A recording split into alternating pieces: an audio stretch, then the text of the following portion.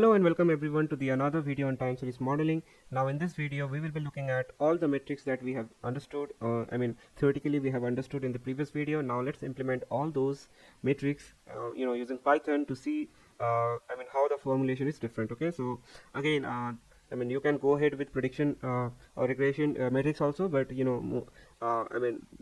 are also used, but nowadays we mostly look at weighted absolute percentage error, that is WAPE and MAPE. So these are like very crucial when it comes to time series problem statement. Okay, so that time I would suggest go for these type of metrics instead of simple metrics, that is regression or prediction offers like MAE or RMSE, all those things. Okay, so let's start implementing it and we'll see that you'll see the difference. Okay, so let's first create all the four functions. So first will be MAPE, then will be WAPE, and then forecast bias and forecast accuracy. Okay, so let's implement the MAPE. Okay, so def mean absolute percentage error, and here we'll pass our y true as well as y prediction. Okay, and it will return np dot mean of it should be absolute. Okay, so y true minus y pred. Okay, and it will get divided by y true, and this should get multiplied with 100 so that it will return us percentage. Okay, so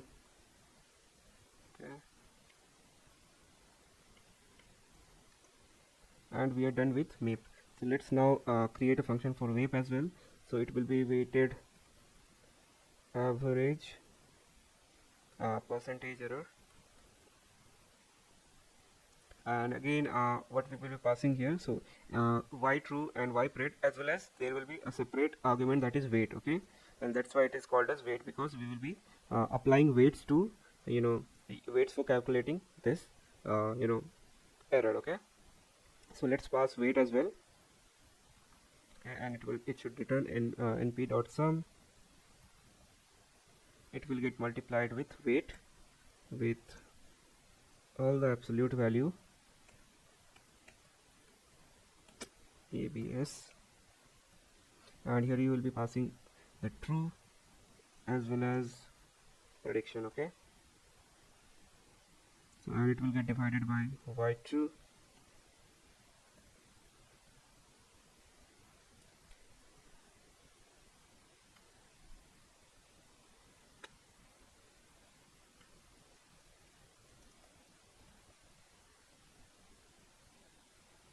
weight, and lastly you have to multiply it with 100, so that's why it will give you percentage error. So that's the formula. Okay, and yep, now let's move to the forecast bias.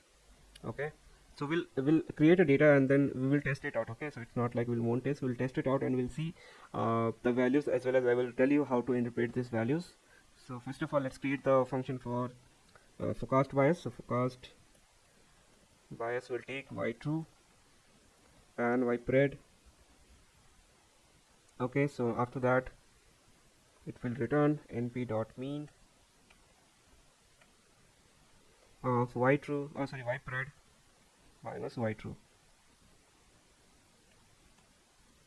Okay, so that's forecast bias. Now let's define our forecast accuracy. Okay, so it will be y true as well as y pred, and we should return np dot sum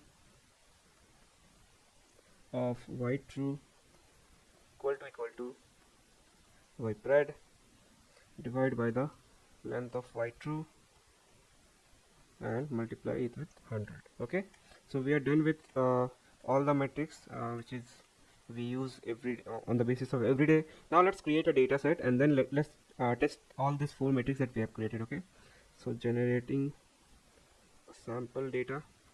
Okay, so let's set a seed, np.random.seed, let's say 42. Okay, now let's create an actual value. Okay, So we need two sets. One is actual, one is prediction. Okay, so let's create an actual value with np.random dot rand of 100. Okay, then let's create a predicted values, which will be actual plus some random values. Okay, so random dot rand, and so what we will do, we'll add some random noise. We don't want our output to be 100% accurate, so let's add some random noise as 0.1. Okay, now we have generated our actual and predicted. Okay, so we need to import the libraries.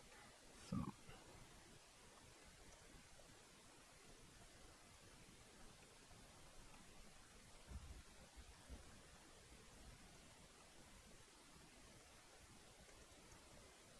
okay, so we can check this is how our actual is and this is how our predicted is. Okay, so you can see the difference between first value and the first value of predicted is 0.1. So you can see it is nearby. Okay, and that's how our prediction will be calculated. I mean the error will be calculated, error and different things. So let's calculate MAPE, weight, bias and accuracy by calling these functions that we have created. Okay, so calculate matrix.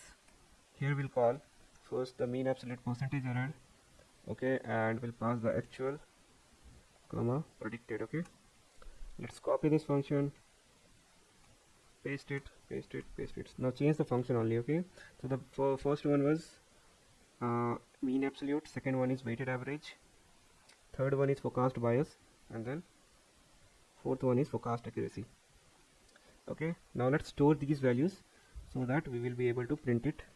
MAPE equal to this, WAPE equal to this, FP equal to this, FA equal to this. Okay, now here we need to pass three different argument, right? And so this will be let's pass a weight to be like a random dot rand of 100. Okay, and after that in forecast accuracy we need to pass it as a rounded form, not as a actual, because it doesn't accept decimal data point, it accept rounded version. Okay, so we need to pass a rounded value of the actual as well as a rounded value of the this predicted, and we are done. Okay, now let's run this. Why true is not defined, where actually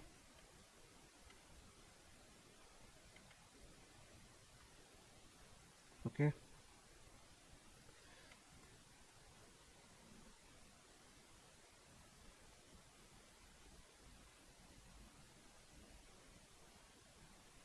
module object is not callable. Okay, why is that?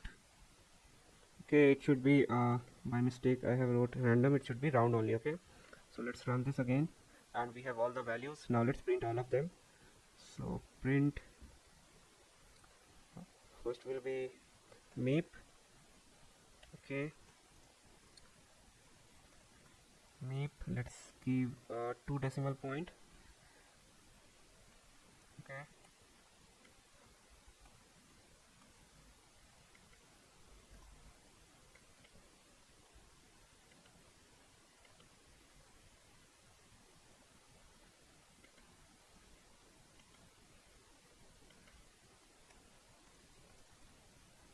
okay, let's run this. Okay, so we have these data. I mean MAPE we are getting around 46%, WAPE we are getting 35%, then we have forecast bias of 0, then we have forecast accuracy of 93%. So let's understand what these metrics, these values represent. So first is MAPE. So it measures the average absolute percentage between the predicted and actuals. So MAPE that we see here is around 46.21%, implies on average the model prediction are off by approximately 46% from the actual value. So lower MAPE value indicate better accuracy. Okay, then we have WAPE, which is around 35%.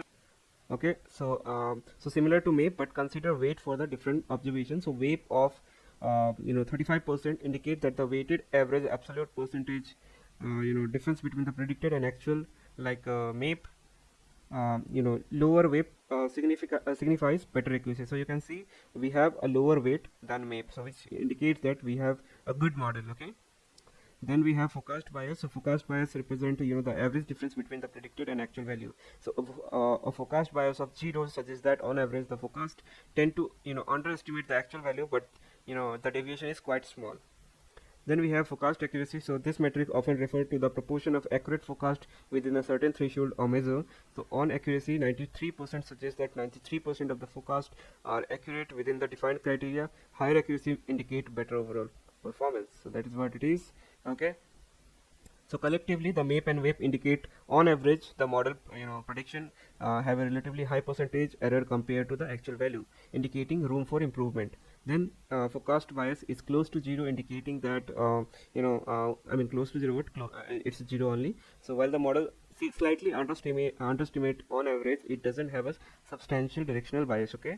Then we have forecast accuracy suggests that high proportion of the forecast fall within a specific acceptable range or criteria, indicating good overall accuracy despite the relatively high percentage error. So it's important to consider these metrics in the context of forecasting problem and the acceptable level of error or accuracy for given application. So just remember this point in the brain, so that when you are dealing with time series forecasting, this is how you will be conveying the message. Okay, so storyline. So that's all for this video. Now in the next video we will be looking at ADI.